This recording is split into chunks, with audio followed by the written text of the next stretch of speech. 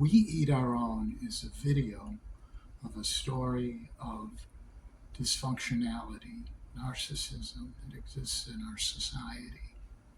It infected my life. I'm starting this series with the video on my family. We Eat Our Own. I was born in 1959. My mother was less than 20 years old when I was born. She married a man 8 years older than her. Today, that would almost be considered grooming. He was a Korean War veteran. He suffered from PTSD. She came from a lower upper class Jewish family. By lower upper class, they were fairly well off, not rich. They owned 3 stores on Maxwell Street, small haberdasheries. She was the youngest of 3 children. She was born 13 years after her oldest sibling, her brother, who was a World War II Marine and a hero, Bronze Star, shrapnel, gave him one of the 3 stores when he got engaged and was going to marry a woman who came from a slightly higher upper class Jewish family.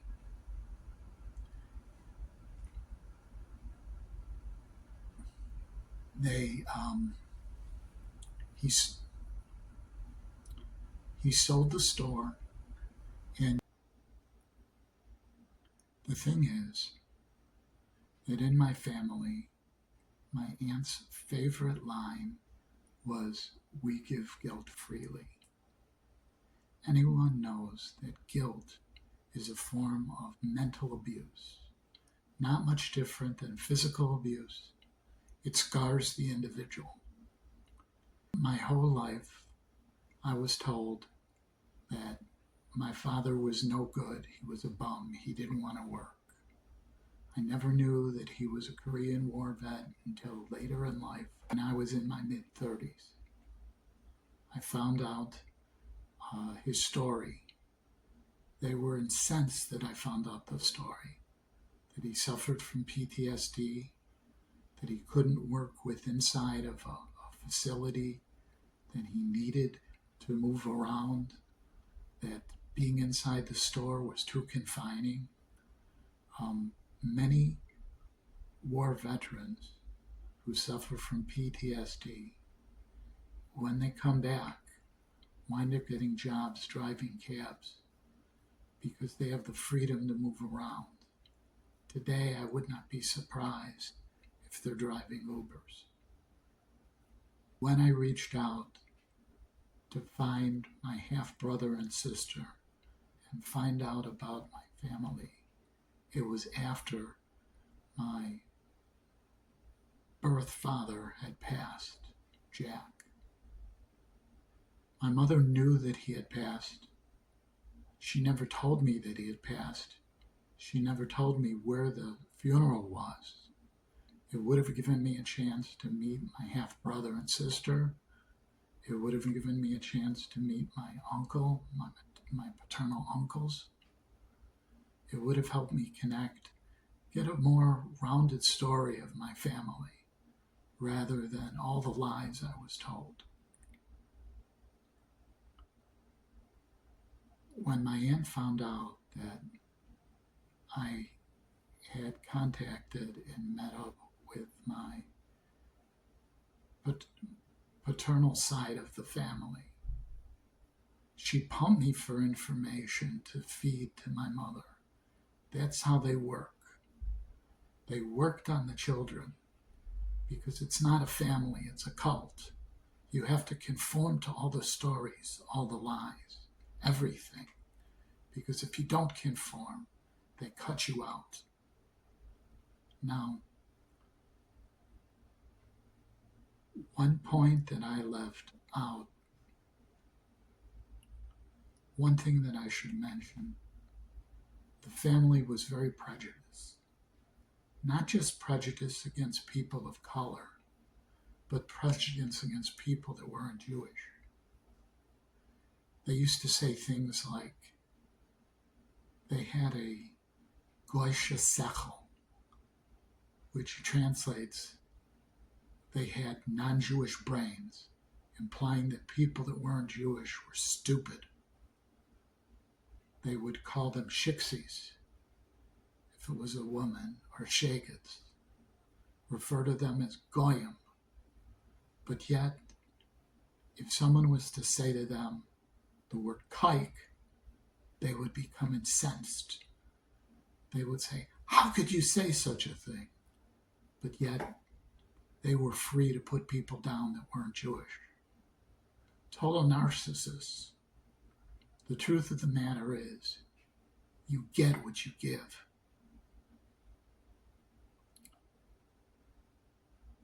The family was corrupt, very corrupt. My Uncle Izzy, who was the war hero in the family, who went into land, cheated on his wife. The whole family knew that. They even associated with his mistress. And that's one thing, but even in business, he was a cheat. In Florida, in order to secure land, water rights, he bought a boat and sold the boat to the commissioner, one of the commissioners in Florida, in order to secure water rights for a development that he was doing. He did what was sort of a semi-legal bribe, as he put it. He bought a boat, held the boat for 60 days. After 60 days, he sold the boat to a commissioner for a fraction of the price, so the commissioner would push for his development to get water rights, which it did. He also did other shady land deals that caused him to lose his real estate license for a while. He would put a junket together with investors to buy a parcel of land. Everyone would put in a certain amount of money for a percentage. But what he would do is charge a commission and inflate the price of the land. Let's say the land was $100,000 and he had 5 investors. He would say the land was $120,000. Charge them so he would get a free piece of the land and charge them a brokerage commission for putting the deal together. Now, real estate law states that you can either charge a brokerage commission or mark the price of the land up, but you can't do both. That's double dipping. When he was caught, he lost his brokerage license. This is total narcissism, thinking that you can cheat everyone and get away with it. This is a practice that he learned on Maxwell Street. When a customer would try on a jacket, and the jacket was a little too tight because they sold pleather, which was kind of a fake leather. Being a burly Marine, he would take the jacket into the back, put it on, flex, and stretch the jacket out. The person would try the jacket on, and it would fit, but within a little while, the seams from being stretched would start to fray. The material would shrink back together, but all sales were final. It was Maxwell Street. And the old saying is fair. And the old saying they had there is, "We'll cheat you fair." You wonder why people think Jewish dealers on Maxwell Street were thieves? Because they didn't have business scruples, a lot of them. Some of them did. The bad ones colored it for all. Narcissism ran through.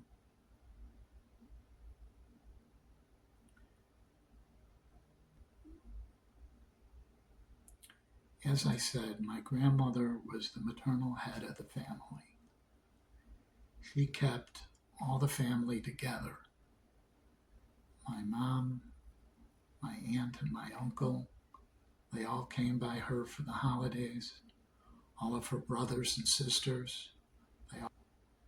When she passed,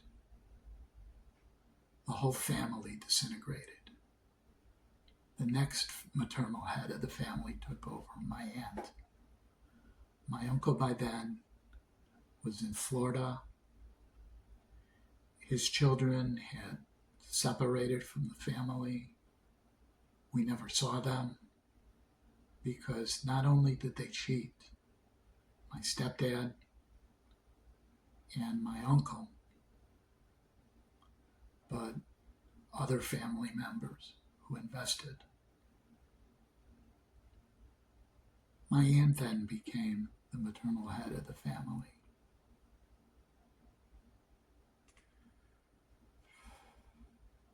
Her children could do no wrong, as she said, but each one had their own role.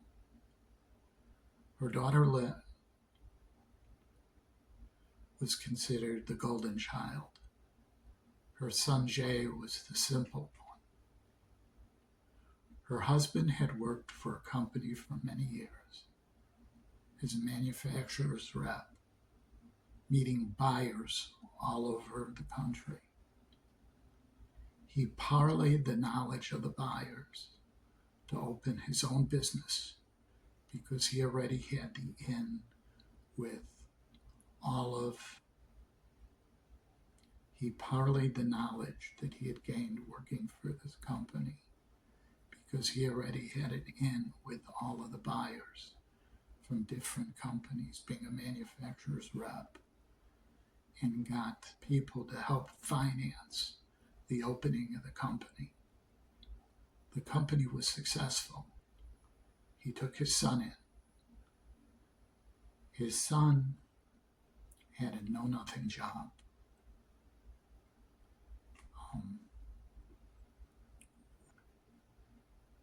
When the company was thriving,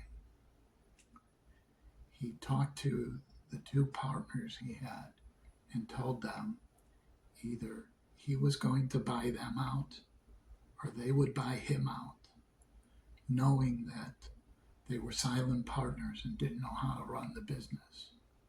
So they agreed upon a price, and he forced them out. He bought them out.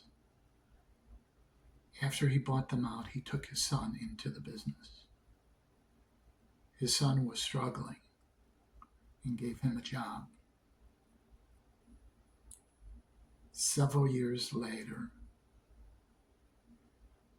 a larger company offered to buy his business because it was very successful. He gave his son $1 million buyout to go and do something with. And his son tried opening a clothing store, was ripped off by the people that he had running it. He never wanted to be hands-on in his own business. He wanted other people to run it for him. And he lost half of his money right away. His folks had to bail him out and help him start a new business. They made lots of money on the sale of the business. While they sold the name and the rights and the accounts, they didn't sell the property. Later on, they sold the property, which had appreciated in value and recouped more money.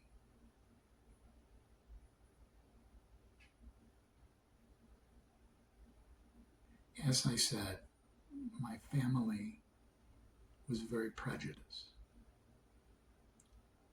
When my cousin married a woman who wasn't Jewish, she had to convert, otherwise he couldn't marry her. her parents told her to convert to Judaism. The funny thing is, Jewish law states that if you convert to marry someone, not for the love of the religion, the conversion is considered fraud, what they call tumah, meaning not kosher, doesn't count. But they didn't care. It's what she had to do to be part of the clan. Myself, when I fell in love with a woman who wasn't Jewish, she was Catholic, very Catholic, raised in a Catholic boarding school. More Catholic than we ever were Jewish. I never asked her to convert. This caused nothing but friction in the family and caused me to be cut out of the will that was held over my head for years, used to manipulate me by narcissists, and I bought into it.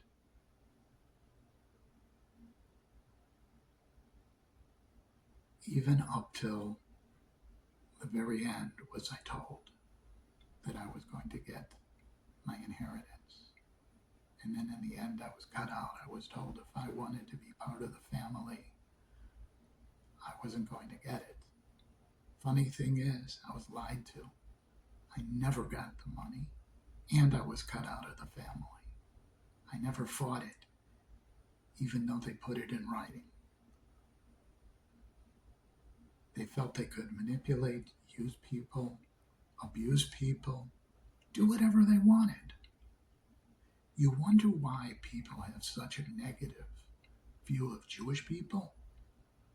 When Jewish people act like this, and they're less than 10% of the population in the United States, how do you think it makes the masses feel? You know, we are representatives of our own religion, of our own race. We are representatives of our own people. You take a look at what's going on in the Middle East. You see that, Netanyahu is committing genocide, no different than Hitler. And what happens? Anti-Semitism goes up. The funny thing is that I realized that I adopted more Catholic values than Jewish values. And I went through Catholic conversion and became Catholic.